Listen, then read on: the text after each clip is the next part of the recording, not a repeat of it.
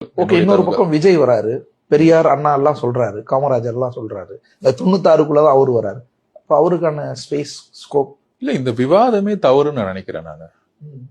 நான் திருப்பியும் என்னுடைய புரிதல் என்னன்னா, அம்பேத்கர் அவர்களும் அண்ணா அவர்களும் எடுத்தவனே எப்பயுமே நாங்க ஆளுங்கட்சி, நாங்க முதல்வர் வேட்பாளர்ங்கிறது சொன்னதே கிடையாது. அவங்களுடைய கருத்துக்களை அவங்களுடைய ஐடியாலஜிக்களை பெரும்பாலும் சமூகத்துல ரொம்ப கடைநிலை ஊழியர்களோட இருந்து அவங்க பயணம் பண்ணி தான் கொண்டு வந்திருக்காங்க.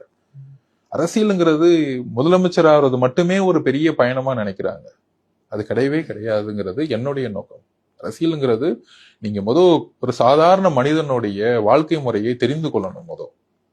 அது கிரவுண்ட் லெவல்ல நம்ம போய் ஒர்க் பண்ணணும். அது அப்படி அந்த மனிதனுக்கு எதுவும் கிடைக்கலன்னு நீங்க இந்த போராட்டங்களை நீங்க எப்படி நடத்தணும்னு தெரியணும். ஆனா சினிமா பிரபல்யம் சுற்றுப்பயணம் வேணும். பிரபலம்ங்கிறது சிரஞ்சீவி கட்சி ஆரம்பிச்சாரு. அவரால் ஏன் ஆர்கனைசேஷனை ஸ்ட்ரென்தன் பண்ண முடியல? ஆர்கனைசேஷன் செட்டப் ஏன் உருவாக்க முடியல? பிரபலம்ங்கிறது நீங்க பார்க்காத வரைக்கும் தான் பிரபலம். நீங்க டெய்லி பாத்தீங்கன்னா பிரபலம் போயிடும். நீங்க வருஷத்துக்கு ஒரு தாட்டி ஒரு மூவி பாக்குறீங்கன்னா ஒரு பிரபலம். நீங்க ஃபீல்ட்ல பிரபலம் ஆயிட்டீங்கன்னா டெய்லி ஃபீல்டுக்கு வரணும், சுற்றுப்பயணம் பண்ணணும் அப்படின்னு மக்கள் உங்களை பார்க்க ஆரம்பிச்சிட்டாங்கன்னா அதுக்கப்புறம் உங்களுக்கு பிரபலம் போய் உங்களுக்கு சிந்தனைகள் தான் வரும்.